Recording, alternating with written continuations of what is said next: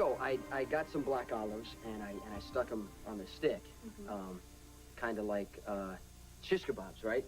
And then I gave it to AJ. An olive branch. Ah. That's what I thought I was making. That is very cute, Jason. How old were you? I don't know, 7 or 8 maybe. Oh, okay. Did your brother accept your offering? He ate it. I mean, he ate the olives, not the stick. Oh. I'd better go. We got Anderson for chemistry first thing tomorrow morning. You had to remind me. Well, drive carefully. I will, thanks. Good night. Good night. Are we still on for lunch tomorrow? What, are you kidding? It's the only thing to look forward to what seems to be a pretty bleak morning. Good night. See you.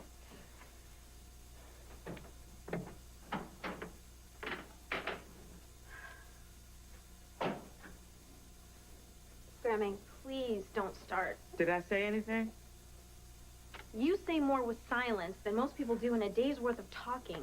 Well, actually, Keesha, I do intend to use a few words. Grammy, I don't want to hear this. No, you don't tell me what you don't want to hear. You sit down and you listen to what I have to say. Sit. Well, why don't I save you the trouble, Grammy?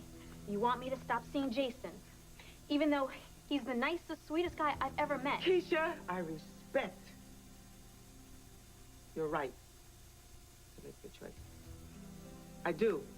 Then why are you making me sit through this lecture again? This is exactly what you're doing. You're just sitting through. I went out on a limb for you with your father so you could stay here in Fort Charles. And all I expect from you in return is the confidence and respect for my intelligence and my intuition. That's all. Now, I'm not so old that I don't remember what it's like to be young and to care about a boy for the first time. And I'm not putting my foot down without regard to those feelings. But what I do want, with all my heart, is to protect you, Keesha, from what I know is going to be a situation that is going to bring you nothing but heartache. Grammy, that's what you know, not me. Keesha, unless you put some distance between you and Jason, and learn the hard way.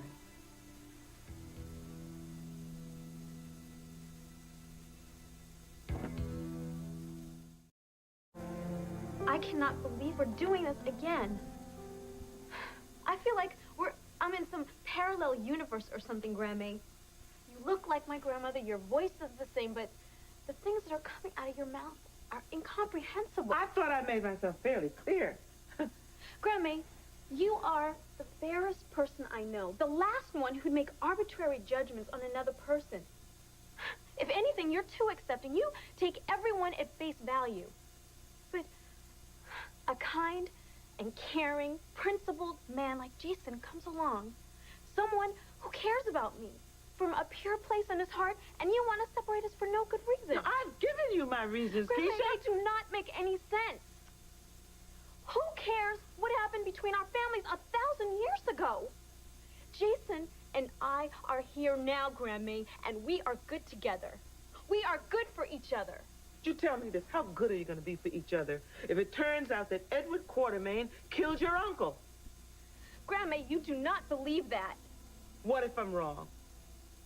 Then we will handle it when the time comes. Oh, God, how did you get to be so stubborn, Keesha? Grammy, you taught me.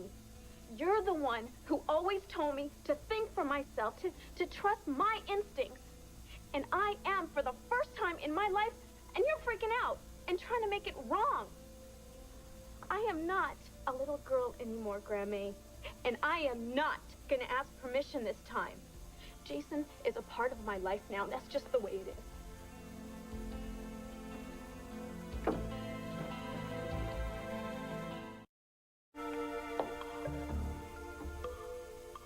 Grammy, I owe you an apology. For what? For speaking your mind? I don't think so. I'm not taking back what I said. I just wish that I'd said it in a more adult way. Grammy, you look so sad and worried. I can't bear to be the reason why, and I don't know what to do about it because what you're asking of me is, Grammy, it's the one thing I cannot give you. You call upon all the reserves at your disposal. Summon up all the courage and the strength and that stubborn streak that won't let you off this path. And I want you to hold it very close to you where you can grab it. Because as sure as we're standing in this room tonight, you're going to need them. Every single one.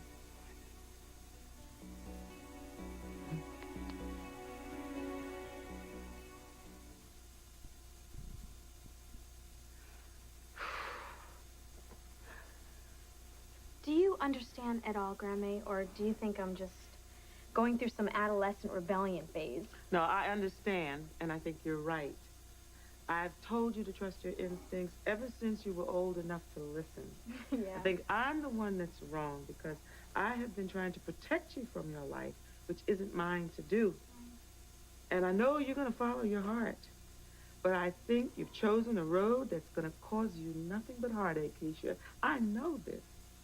Well, nothing worth having is easy, Grammy. You taught me that, too. Well, maybe I should just keep my big mouth shut. But will you promise me something? If I can. Watch your back. The Quartermains are interested in only two things, themselves and their money. And they're not going to invest in some little colored girl that their youngest grandson has taken up with. They'll figure that you are his adolescent rebellion. Jason may not look like a Quartermain. He may not even act like a Quartermain, but baby, he is a Quartermain. He can't help it.